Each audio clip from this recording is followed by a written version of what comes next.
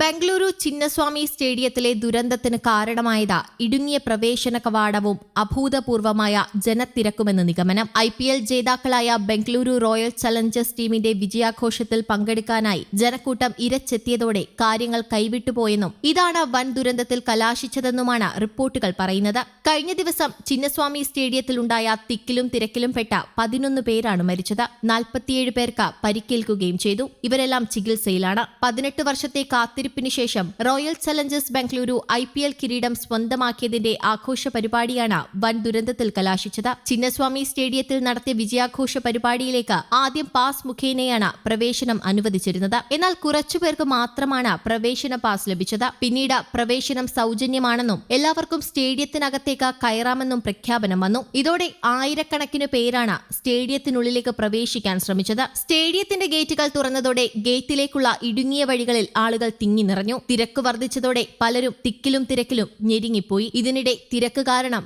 ബാരിക്കേഡുകൾ തകർന്നു. പിന്നാലെ പലരും നിലത്തു വീണു. എന്നാൽ ഇതിനിടെയും നിലത്തു വീണവരുടെ മുകളിൽ കൂടി മറ്റുള്ളവർ അകത്തേക്ക് കടക്കാൻ ശ്രമിച്ചതായും റിപ്പോർട്ടുകൾ പറയുന്നു. ചിന്നസ്വാമി സ്റ്റേഡിയത്തിലെ ദുരന്തത്തിൽ അന്വേഷണം നടത്താൻ മുഖ്യമന്ത്രി സിദ്ധരാമയ്യ ഉത്തരവിട്ടിട്ടുണ്ട്. 15 ദിവസത്തിനകം അന്വേഷണം നടത്തി റിപ്പോർട്ട് സമർപ്പിക്കാനാണ് നിർദ്ദേശം. സംഭവത്തിൽ ഉപമുഖ്യമന്ത്രി DK ശിവകുമാർ ക്ഷമാപണം നടത്തി. തിരക്ക് കുറയ്ക്കാനായി പരിപാടിയുടെ ദൈർഘ്യം കുറച്ചിരുന്നതായും എല്ലാ ശ്രമങ്ങളും നടത്തിയിരുന്നതായും അദ്ദേഹം പറഞ്ഞു. 5000-ഓളം ഉദ്യോഗസ്ഥരെ വിന്യസിച്ചിരുന്നു. പക്ഷേ ലക്ഷക്കണക്കിന് പേരാണ് വന്നത്. എന്നാൽ സ്റ്റേഡിയത്തിലെ പരിപാടി 10 മിനിറ്റിനുള്ളിൽ അവസാനിച്ചെന്നും അദ്ദേഹം കൂട്ടിച്ചേർത്തു. സ്റ്റേഡിയത്തിലെ 3 ഗേറ്റുകളിലാണ് അപകടമുണ്ടായത്. കബ്ബൺ പാർക്ക് ഭാഗത്തെ 9-ാം ഗേറ്റിലും 21 നമ്പർ ഗേറ്റിലും തിരക്കുണ്ടായി. അപകടത്തിന് ശേഷവും സ്റ്റേഡിയത്തിൽ ആഘോഷം തുടരുകയായിരുന്നു. വിരാട് കോഹ്ലി വേദിയിൽ പ്രസംഗിച്ചു. അപകടത്തിന് ശേഷം അടച്ച ബംഗളൂരു മെട്രോ സ്റ്റേഷനുകൾ തുറന്നു. Cubbon park, MG road, Vidhana Soudha സ്റ്റേഷനുകളാണ് തുറന്നത്. അപകടത്തിൽ RCB ടീം മാനേജ്മെന്റ് അനുശോചനം രേഖപ്പെടുത്തി. സർക്കാർ നിർദ്ദേശങ്ങൾ പൂർണ്ണമായി പാലിച്ചിരുന്നുവെന്നും മാനേജ്മെന്റ് അറിയിച്ചു.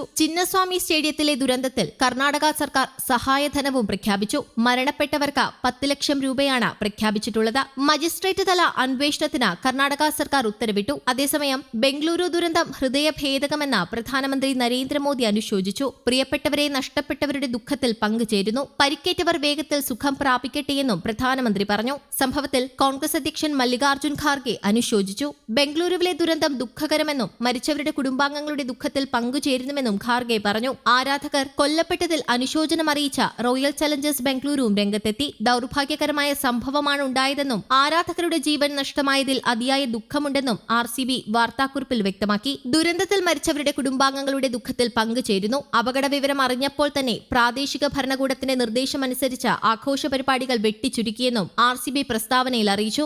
RCBയുടെ പ്രസ്താവന ഇൻസ്റ്റഗ്രാമിൽ പങ്കുവച്ച വിരാട് കോഹ്ലി ദുരന്തത്തെക്കുറിച്ച് പറയാൻ വാക്കുകളില്ലെന്നും കുറിച്ചു. News desk, Kerala Kaumudi.